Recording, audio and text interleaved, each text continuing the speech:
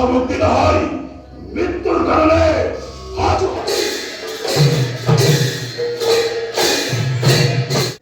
এয়া মাজুলীত ৰাস চাবলৈ আহিলত ভিনদেউৱে আমাৰ বাবে টমটম ভাড়া কৰিলে। এতিয়া আমি ইয়াতে উঠি এতিয়া যাম আৰু ৰাস চামগৈ। আপোনালোকেও চাব। এয়া কণমানিটো ফূৰ্তি চাওক। বাকী পাই গ'লোহি কমলাবাৰী সত্ৰ। ইয়াতে আজি ৰাস চাম আমি। এয়া কমলাবাৰী সত্ৰৰ কিছু দৃশ্য আপোনালোকক দেখাইছোঁ সত্ৰভাগীৰ। এয়া ৰাতি অহাৰ কাৰণে ইমান ভালকৈ দেখাব পৰা নাই। দিনৰ ভাগতো বৰ সময় সুবিধা নিমিলিল, সেইবাবে অকণমান থুলমূলকৈ এয়া দেখাই দিছোঁ আৰু অলপ চলপ।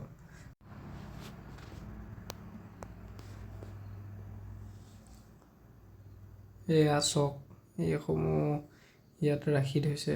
কিছুমান নথি পত্ৰ আছে ইয়াত। আহক এতিয়া আমি চাই লওঁ ৰাসৰ ছেটিংছটো।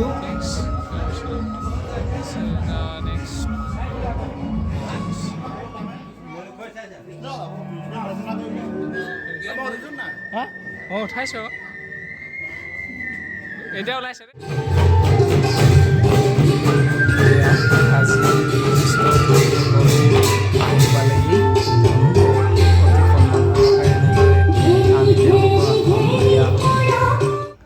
এয়া গায়ন বায়ন আৰম্ভ হৈ গ'ল দেখিছে। বৰ দীঘলীয়াকৈ ভিডিঅ' কৰা নাই গায়ন বায়নৰ। তাৰপৰা সূত্ৰধাৰ ওলাব, তাৰপিছত গোলক ধামৰ অকণমান দেখাম, তাৰপিছতে আৰম্ভ হৈ যাব কংসৰ চিন। আচলতে মাজুলীতনো কেনেধৰণে হয় তাকে অলপ দেখাবলৈ চেষ্টা কৰিছোঁ। এয়া আছিলে কমলাবাৰী সত্ৰৰ। ভিডিঅ'টো শেষলৈকে চাব, আৰু যদি চেনেলটোত নতুন তেনেহ'লে চেনেলটো ছাবস্ক্ৰাইব কৰি দিব।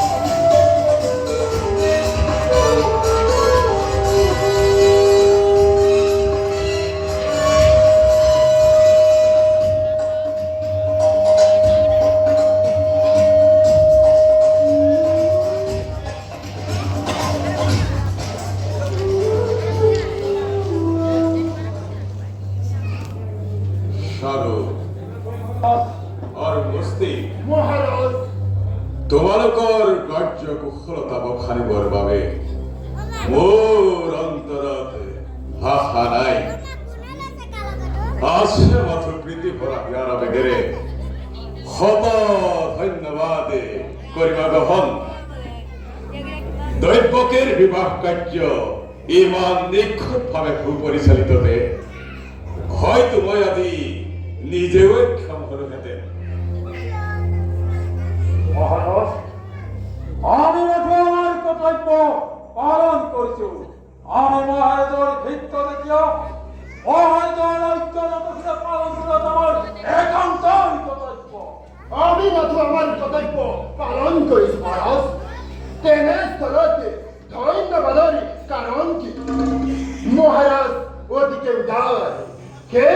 অবাধি ধন্যবাদ জ্ঞাপন কৰিছে ধন্যবাদ জ্ঞাপন কৰি আমাক আৰু লজ্জিত নকৰিব মহাৰাজ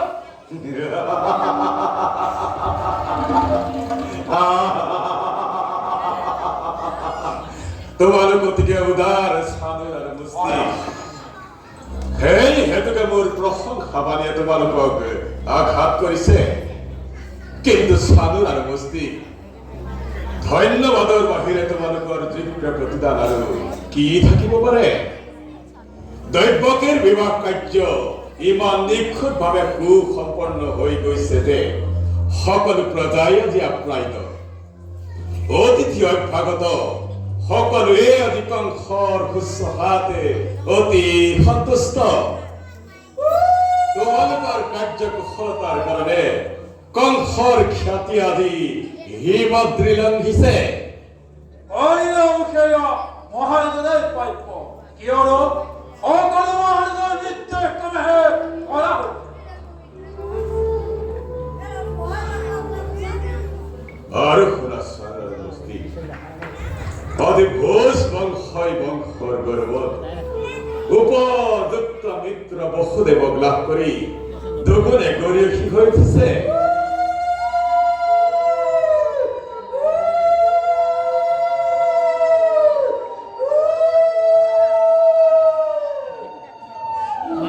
বিদায়ৰ ক্ষণ চাপি আহিছে এই বিদায় ক্ষণৰ উপযুক্ত আয়োজন কৰোঁগৈ আহা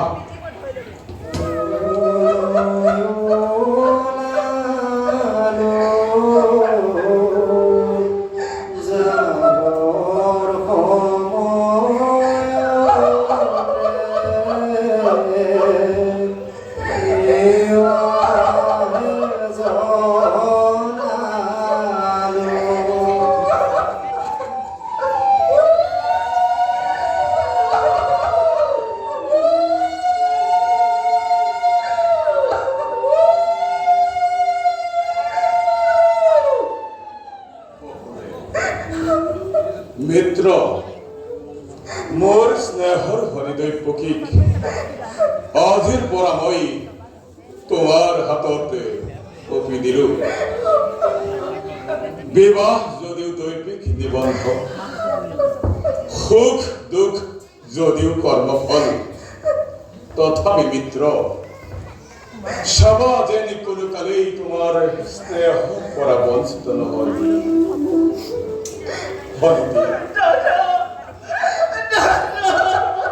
কৰ্তব্যৰ তাৰণাত কৰি তোক যদি মই কেতিয়াবা ৰূপ ব্যৱহাৰ কৰিছিলো আজি এই বিদায় ক্ষণত মোৰ মুখলৈ চাই সকলোবিলাকে পাহৰি পেলাবি হ'ব নেকি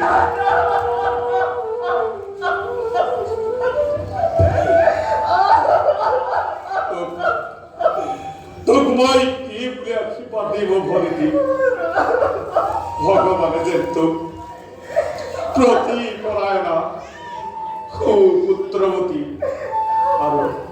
আৰু চিৰঞ্জীৱী কৰে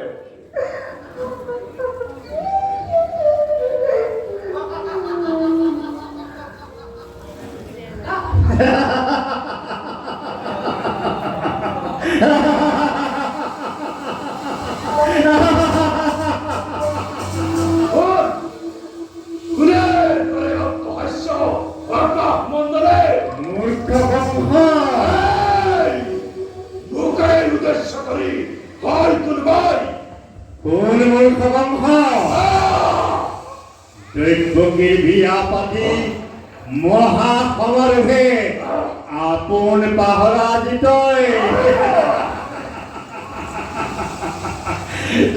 দৈৱকীৰ বিয়া পাতি মহাসমাৰোহে আপোন পাহৰা জিতৈ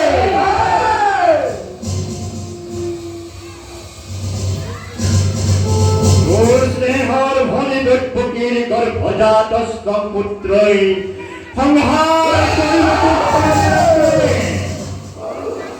মৰণৰ দিনটো দুৰন্ত হ'ল চমু চাপিয়া হেৰি নেৰিনে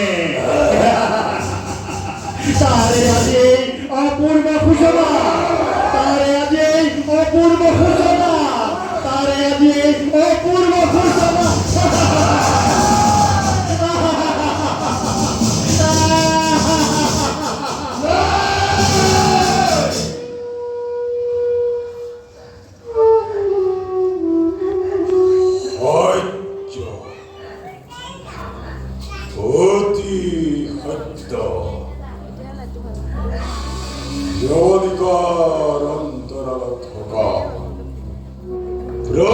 কথায় অতে মোর ধীরে ধীরে সমুদ্রের পদকে উদয় হয়ে উঠেছে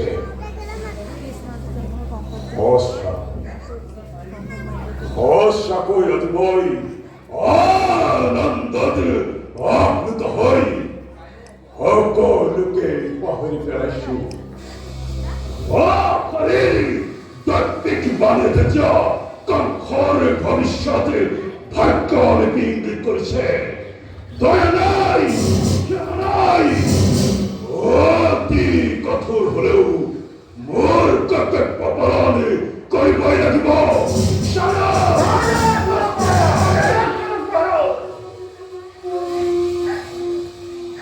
বলি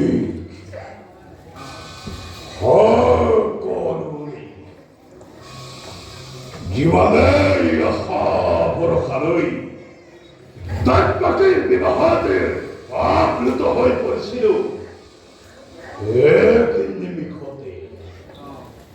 এক নিমিষতে সকলো সাক্ষাৎ হইব একই দেশ মনোহরে নির্মিত এক দেশ মনোহরে নির্মিত দৈবকীর গর্ভজাতে অষ্টম সন্তানে তেতিয়া কংসৰ বানবৰী জগত আৰু আপোন বুলিবলৈ কোন থাকিব পাৰে শত্ৰু শত্ৰু শত্ৰু সকলোৱে মোৰ ঘোৰ শত্ৰু এফালৰ পৰা সকলোকে সংহাৰ কৰি যোৱা মথুৰাত আজি এক মহাপ্ৰলয়ৰ সৃষ্টি কৰিছিল স্মৰণ মাত্ৰকে জগতৰ পৰ শিয়ৰি উঠে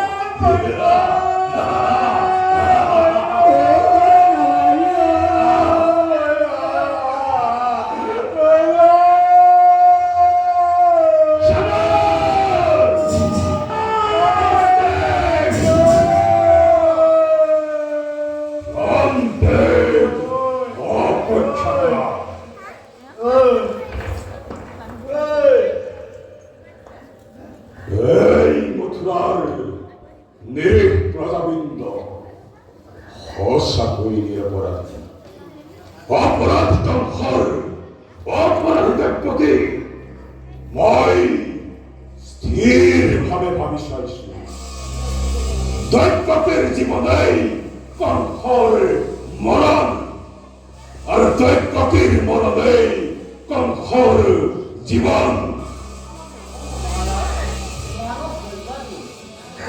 কোনেও কোনোদিন অতিক্ৰম কৰিব নোৱাৰে নিজ পৌৰসে দৈৱক অতিক্ৰম কৰিবলৈ যোৱাটো বাতুলতা মাত্ৰ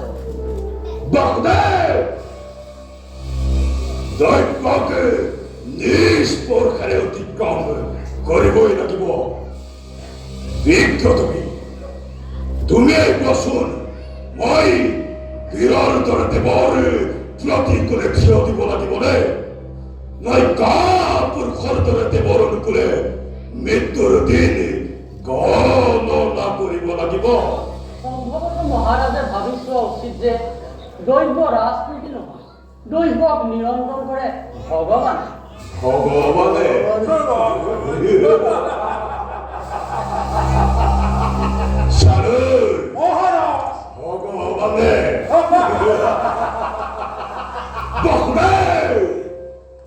ই তোমাৰ হ'ব পাৰে কিন্তু এই কংসৰ নহয় কংস মথুৰা ৰজা সিংহাসনৰ অধিকাৰী গতিকে কংসৰ ভৱিষ্যত ভাগ্য নিয়ন্ত্ৰণ কৰিব কংসই নিজে সাজি তুমি কোৱা মাত্ৰে যদি ভাগ্য সঁচাকৈ বলৱান হয় তেন্তে মোৰ হাতৰ পৰা কোনে ৰক্ষা কৰে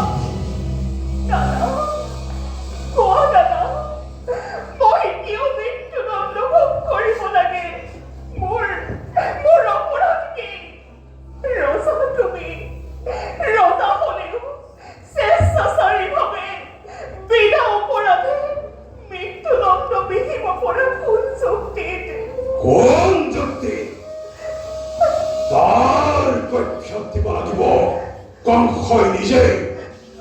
কোন বিপদে? তোৰ কোনো অপৰাধ নাই। কংসই তোক শৈশৱৰ পৰা ভাতৃত্বৰ সকলো দান কৰি যি মহাভুল কৰিলে তাৰে আজি প্ৰায়শ্চিত্ত কৰিব খুজিছো। কি ক'ব সোধে? মোৰ ক'বলৈ একো নাই মহাৰাজ। ৰাজা আপুনি সৰ্বশক্তিমান। আপোনাৰ এটি ক্ষুদ্ৰ ইংগিতত মথুৰাত আজি মহাপ্ৰলয়ৰ সৃষ্টি হ'ব পাৰে, আৰু সেই শক্তিকে বলিয়ান হৈ বিধাতাৰ বিধিলিপি খণ্ডন কৰিবলৈ বিধা চেষ্টা কৰিছে মহাৰাজ। বিধাতাৰ বিধিলিপি যিকোনো উপায়েৰে খণ্ডন কৰিবই লাগিব। দেৱতাৰ সাক্ষীৰা নহয়, দৈৱকীৰ গৰ্ভজাতি অষ্টম সন্তান মোৰ প্ৰাণবৈৰী। যদি দৈৱকীক হত্যা কৰি মোৰ প্ৰাণবৈৰীক মূৰতেই নিৰ্মূল কৰো, তেন্তে মোৰ অপৰাধ ক'ত? কংসৰ জীৱনৰ মূল্য আছে বন্ধু।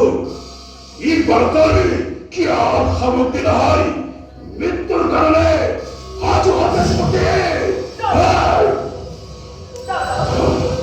কোনো চিন্তা নকৰিবা দাদা, কোনো চিন্তা নকৰিবা। দৈৱকী অবলা নলনা যদিও বীৰৰ ৰমণী। দৈৱকী আতুৰক অভয় আৰু শৰণাগতক আশ্ৰয় দিব পাৰে। তুমি নাজানা দাদা, তুমি নাজানা দৈৱকী হৃদয় কোন ধাতুৰে নিৰ্মিত। মৰণৰ নামত এই কাপুৰুষ হৰহৰি হৈ কম্পমান। এই কাপুৰুষৰ প্ৰাণ মই হাঁহি মুখে ৰক্ষা কৰিম দাদা, হাঁহি মুখে ৰক্ষা কৰিম। ইমান স্পষ্ট সাগৰ তোকে মোৰ হাতৰ পৰা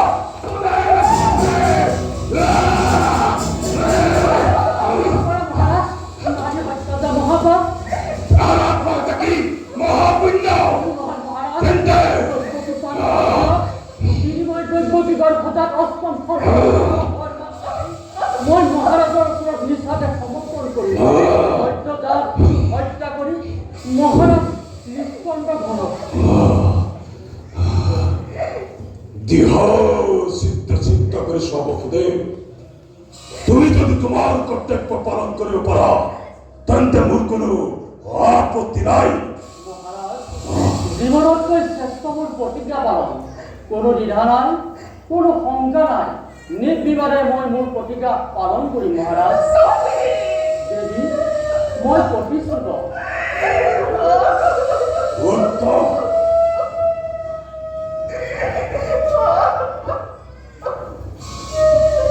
তেন্তে যাব পৰা নিজ সন্তানৰ চিহ্নকেৰ চাবলৈ নিজকেই প্ৰস্তুত কৰাবই। অনুৰাধ লৈ আছে অন্য এক ৰথ। এই ৰথে লৈ যাব তোমালোকক গন্তব্য স্থানলৈ।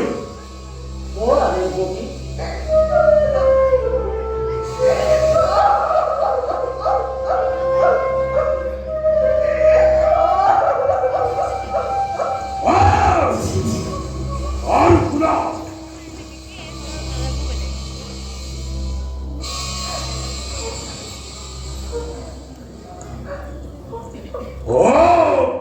স্নেহত পৰি যদি নিজ কৰ্তব্যৰ পৰা বিস্মিত হোৱা মনত ৰাখিবা, ঘোৰ অখান্তৰ ঘটিব।